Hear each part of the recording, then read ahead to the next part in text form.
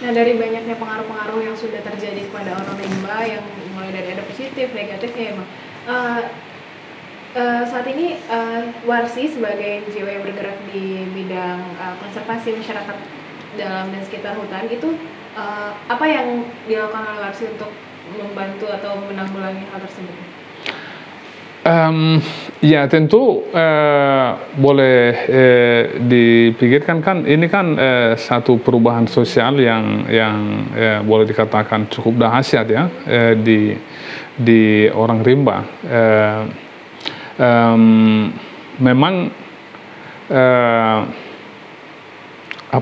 untuk menghindari atau untuk meminimalisir pengaruh buruk dari perubahan itu memang menjadi sangat penting dilakukan. Tapi saya pikir itu tentu bukanlah yang menjadi tanggung jawab penuh dari Warsi sebagai pendamping, karena Warsi bukanlah juga pihak yang memonopoli kegiatan atau pemberdayaan di orang rimba.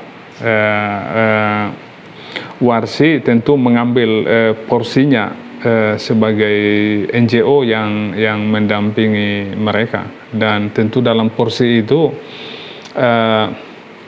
Warsi melakukan pendidikan di orang rimba itu ya. Jadi kita ada program pendidikan yang terus menerus digalakkan di orang rimba. Kalau untuk kaum muda atau anak-anak itu kita lakukan dengan cara informal, formal, dan pelatihan macam-macam itu dilakukan oleh mereka.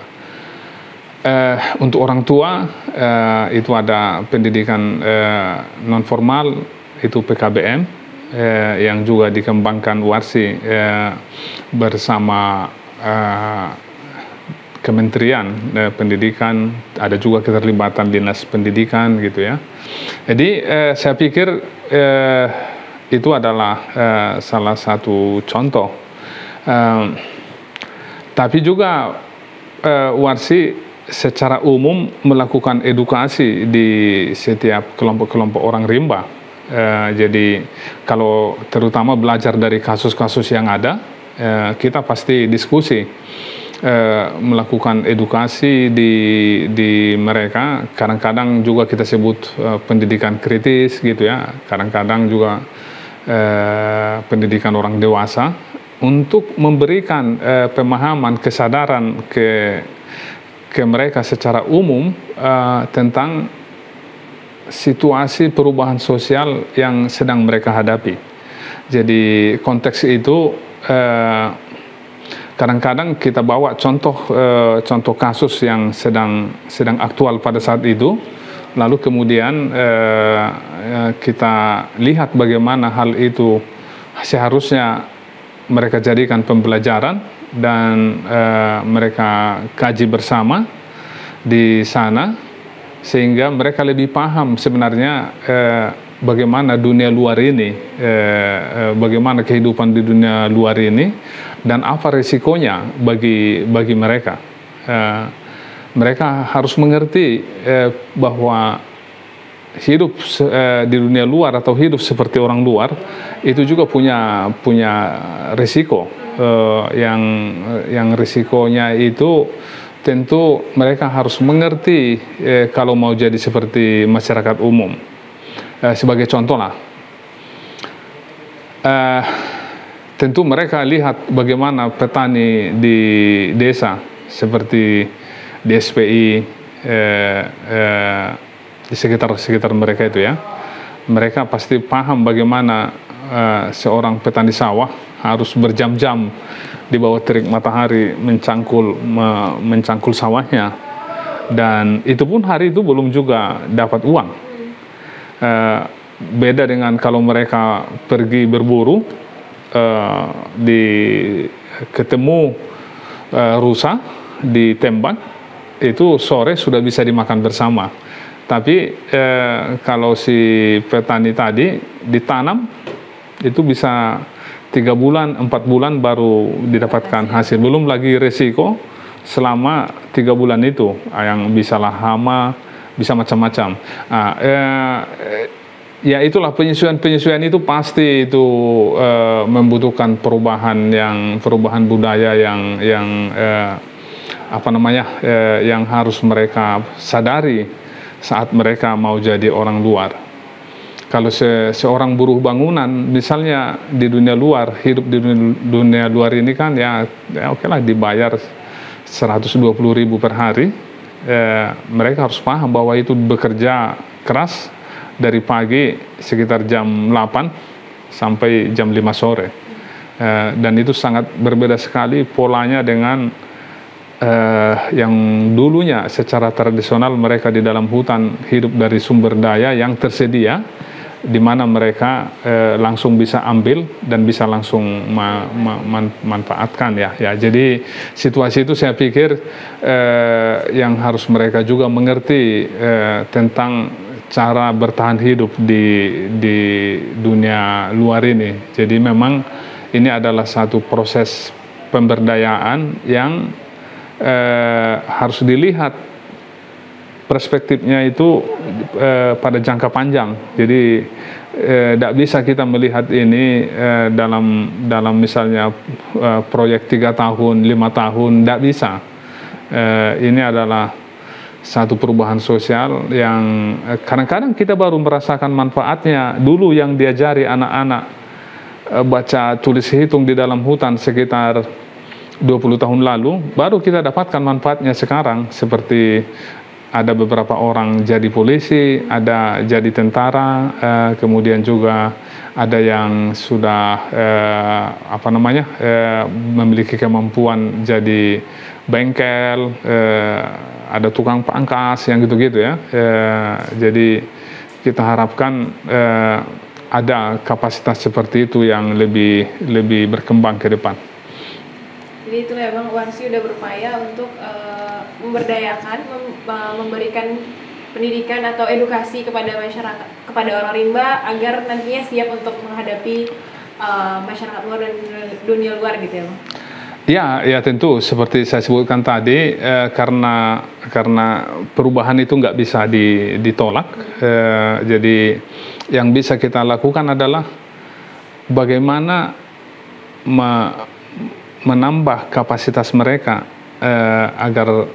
agar orang rimba lebih mampu menghadapi perubahan itu, sehingga kerugian yang akan menimpa mereka bisa diminimalisir. Jadi konteks pemberdayaan itu harus dilihat pada konteks itu, sehingga proses pemberdayaan ataupun termasuk juga pembangunan dari pemerintah juga harus mengarah ke situ, sehingga orang rimba tidak menjadi korban lagi dari perubahan itu, karena mereka sudah korban dari perubahan ekologi. Jadi saat hutan hilang, mereka lah korban yang paling terdampak, paling di bawah gitu kan. Sekarang muncullah perubahan sosial budaya. Tentu jangan lagi juga mereka terus-terusan jadi korban dari semua perubahan itu, karena kalau mereka jadi korban dari seperti itu, ini akan lebih berbahaya. Misalnya gini aja lah, mereka tidak dapat bertahan hidup misalnya seperti yang kita lihat sekarang di daerah konsesi PT Sal, Sinarmas, lalu untuk bertahan hidup mereka ambil itu apa yang bisa mereka manfaatkan di sana, yang sebenarnya secara norma masyarakat umum itu kategorinya itu maling atau mencuri. Kalau itu terbiarkan terus-menerus, orang rimba akan jadi sasaran kemarahan, dan itu sudah banyak terjadi. dan mereka banyak yang dipukulin, banyak yang diusir, dibakar, bahkan korban jiwa. Jadi banyak yang meninggal secara tidak wajar karena hal seperti itu, konflik horizontal gitu ya, termasuk juga konflik dengan perusahaan gitu. Itu adalah korban dari perubahan. Tapi kan jadi kalau orang memandangnya sempit, pasti yang ditunjuk sebagai kesalahan adalah orang rimba, karena makhluk paling lemah. Langsung semua telunjuk mengarah ke mereka. Oh ya, dasar pemaling, dasar tidak tahu norma, dasar orang bodoh, macam-macam dikenakan ke orang rimba. Tapi cobalah kita pikir dulu, siapa dulu yang tinggal di tempat itu? Itu dari nenek puyang, mereka lah yang hidup di tempat itu. Lalu sekarang tempat itu jadi perkebunan kelapa sawit. Yang dapat untung adalah perusahaan-perusahaan besar seperti Sinarmas, Astra. Mereka adalah konglomerat terkaya di negara ini ya. Lalu setelah mereka rampok itu lahan hutan dari orang rimba, ya tentu dalam skema legal perspektif legalitas ala negara, ya tentu mereka pasti legal di situ.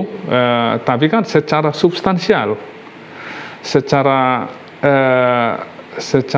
hak ajasi, orang rimba lah pemegang hak utama di tempat itu, dan mereka harus hilang, tersingkir. Dan karena bertahan hidup, mereka harus mencari apa saja yang bisa mereka manfaatkan di situ karena kemarginalan mereka. Sekarang mereka dituduh jadi pemaling. Ya disitulah makanya kadang-kadang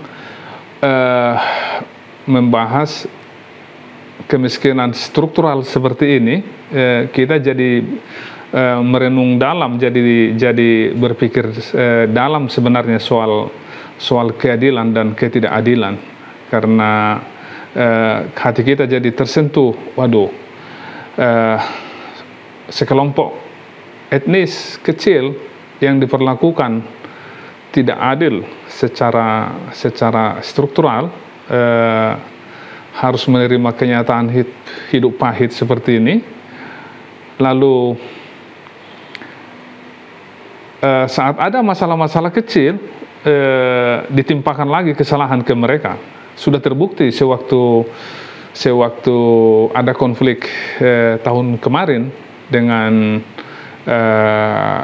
Sinarmas, itu PT PKM, si security itu memukul orang rimba karena mencari buah sawit, dipukul berdarah-darah. Si suaminya seorang rimba panik, sehingga jadi rame, diletuskan senjata, kena itu security, orang rimbanya didenda. Suruh orang rimbanya gitu? Ya, didenda. Wah, 50 juta mungkin ya, ya sekitar 50 juta kalau saya tidak salah. Bukan hanya itu, mereka harus dipenjara 6 bulan. Jadi cobalah kita pikir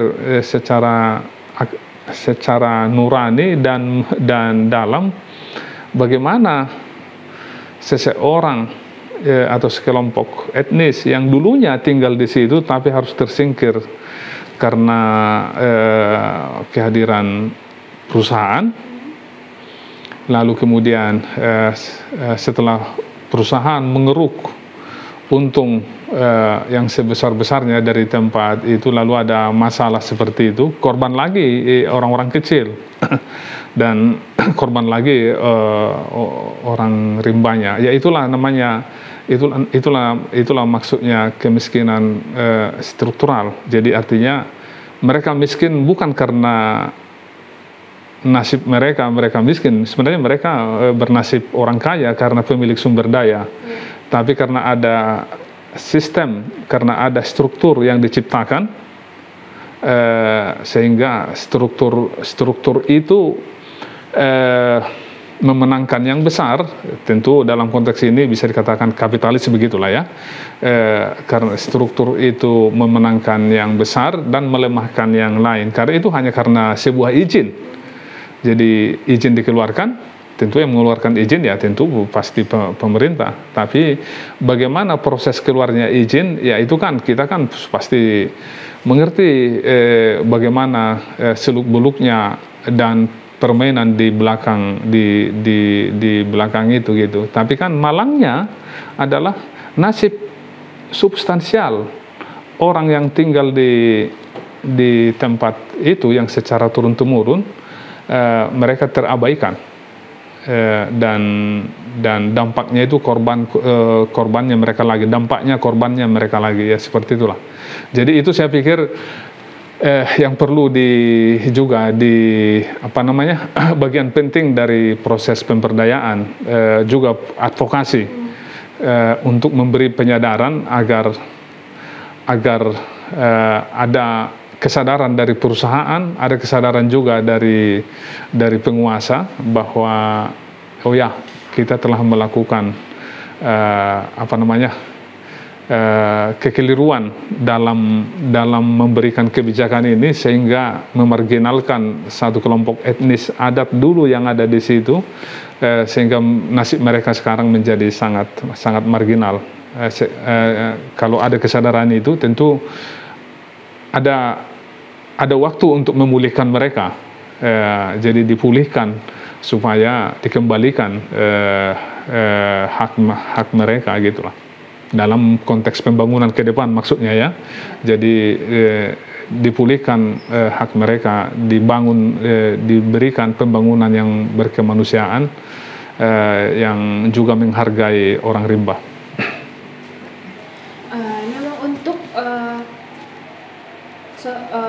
Interaksi antara orang rimba dengan masyarakat yang disebut masyarakat terang ya, orang terang, itu untuk saat ini tentunya mungkin masih ada orang-orang yang memiliki stigma negatif atau stereotip negatif terhadap orang rimba.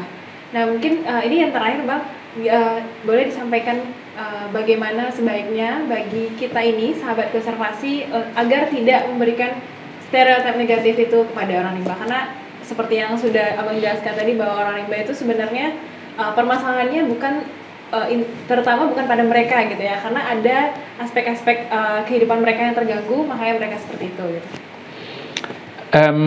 Mungkin stereotip seperti itu sebenarnya tidaklah terlalu subur di antara orang rimba dengan orang transmigrasi. Sebenarnya stereotip negatif ke orang rimba cenderung lebih banyak ditemukan di desa-desa lama, desa-desa tradisional gitu ya, desa-desa Melayu, kalau orang rimba menyebut orang desa Melayu kira-kira gitu. Jadi sebenarnya stereotip itu sudah terbangun dari dulu, mungkin dari ratusan tahun silam, karena cara orang desa tradisional memandang orang rimba yang hidup di dalam hutan itu, yang secara budaya cukup kontras cara hidupnya. Sayangnya dalam kontras itu orang desa yang lebih unggul secara ekonomi dan politik tentu memandang yang minoritas lebih rendah. Jadi sehingga makna pandangan itu syarat dengan makna yang peyoratif. Jadi misalnya lah,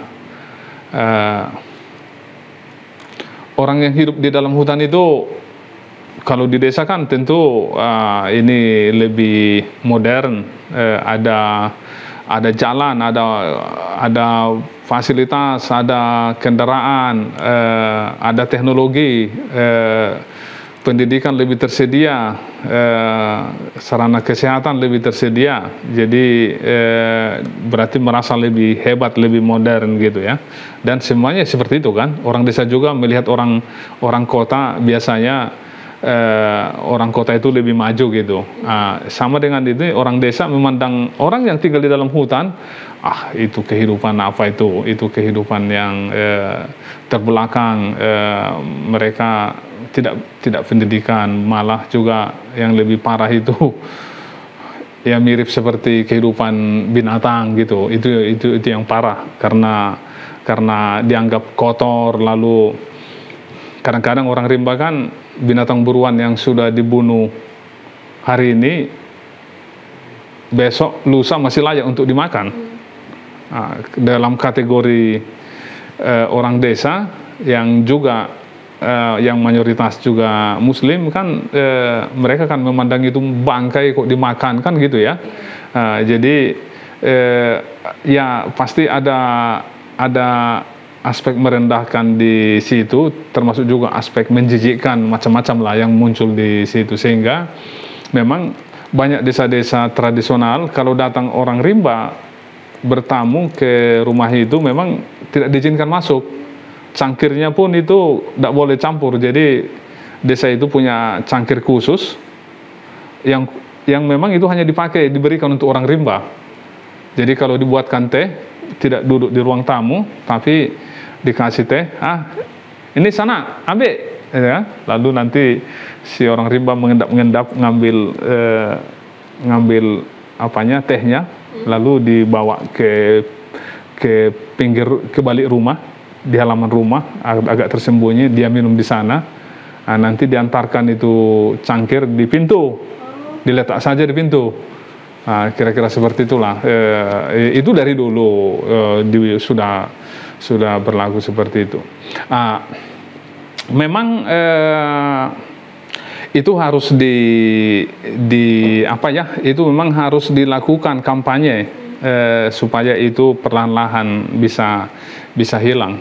Tapi itu tidak cukup dengan kampanye, tapi itu juga harus ada aspek-aspek positif yang bisa ditonjolkan dari orang rimba, sehingga tidaklah melulu mereka dilihat sebagai yang lebih rendah gitulah. Misalnya kalau sekarang ada Budi jadi tentara, kemudian ada 3 orang jadi polisi seperti Perbal ya, mereka pasti diapresiasi orang. Kalau Budi kan bahkan dia dapatkan istri dari sudah seorang sarjana ya, dan orang luar gitu. Jadi berarti itu menunjukkan bahwa mereka telah diapresiasi dengan baik. Jadi hal-hal seperti itu harus juga ditingkatkan ke depan untuk menghilangkan stigma ke orang rimba. Jadi Warsi akan terus kampanyekan bahwa mereka adalah komunitas yang sama dengan manusia umumnya, yang harkat martabatnya harus diperlakukan sama, dan kita masyarakat umum justru harus membantu mereka mengangkat harkat martabat itu, dan menghilangkan prasangka-prasangka negatif yang cenderung itu membuat orang rimba semakin menjauh, semakin mengurangi interaksinya, semakin tidak memberikan empati antara satu etnis dengan etnis tetangganya itu. Jadi itu harus kita hilangkan, dan kampanyenya ya macam-macam lah ya. Bisa ada di lapangan, ada radio komunitas yang membantu menyuarakan itu, lalu kemudian kita secara umum juga dalam presentasi-presentasi di instansi juga sampaikan hal yang sama. Kita masuk ke sekolah-sekolah di sekitar orang rimba untuk memberikan juga penyadaran itu. Pokoknya itu harus dilakukan secara masif ke berbagai kesempatan lah, di berbagai lapisan, supaya bisa dikurangi prasangka negatif ke orang rimba. Oke, Bang Robert, mungkin untuk pembahasan kita di podcast kali ini tentang orang rimba sampai di sini, dan semoga kita dari Warsi juga bisa terus-menerus melakukan kampanye, dan juga kita minta kepada sahabat konservasi untuk ikut mendukung kita dan juga melakukan kampanye bagaimana agar orang rimba bisa diterima juga di masyarakat umum. Amin ya. Terima kasih Bang Robert untuk waktunya. Semoga kita bisa bertemu lagi di podcast di selanjutnya. Sama-sama ya. Oke. Dan kalau begitu, sahabat konservasi, sampai di sini podcast kali ini. Saya Dia sebagai host pamit undur diri. Dadah.